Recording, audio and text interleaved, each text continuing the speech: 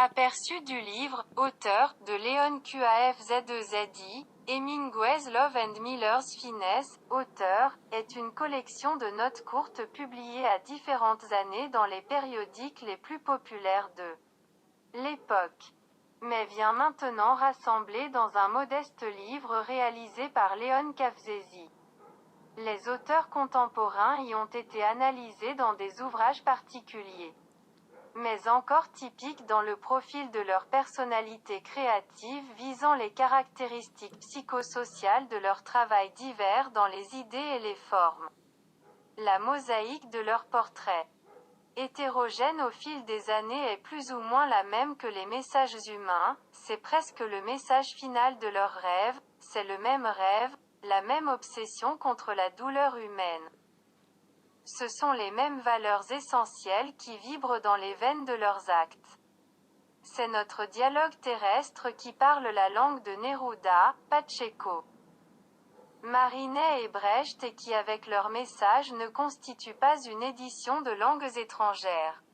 De haut, les grands auteurs qui ont érigé la Maison Blanche de la littérature mondiale sont parfaitement répertoriés par Qafzezi dans ce volume.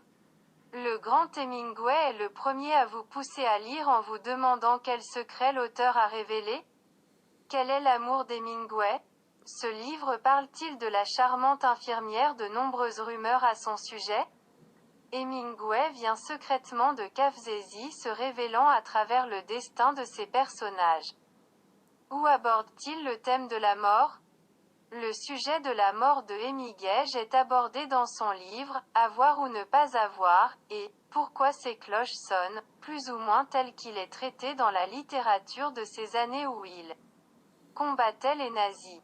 Ici, Hemingway est exalté par la guerre en donnant au thème de la mort une vivacité séduisante. Au sein d'un style brutal, il la gagne non pas éternellement, mais cherchant glorieusement ses débuts une révolte de l'individu isolé où la révolution sème des valeurs positives et pas toujours nihilistes.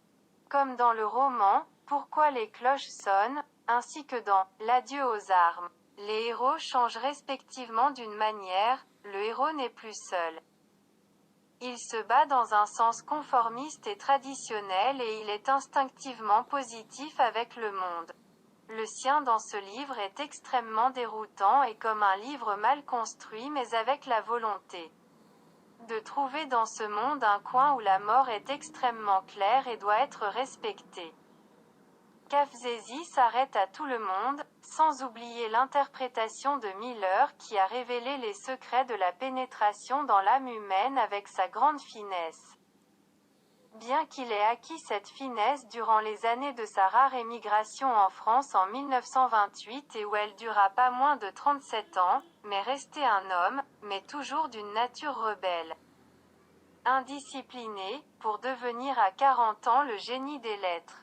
Et de belles surprises se cachent dans le livre, auteur, qui intéresse tous ceux qui veulent en savoir plus sur Blaise Cendrars. Henry Miller, John Cower Powys, William Faulkner, Eugène Ionesco, Ernest Hemingway, Nicolas Guillain, Lajas Cassac, Alfred Dublin, John Middleton Murray, Léopold Senghor, Ilya Ehrenburg, Sean O'Keefe, Pablo Neruda, Bertolt Brecht, etc. Esmeralda Bardaili Journal, 55, 11 janvier 2000.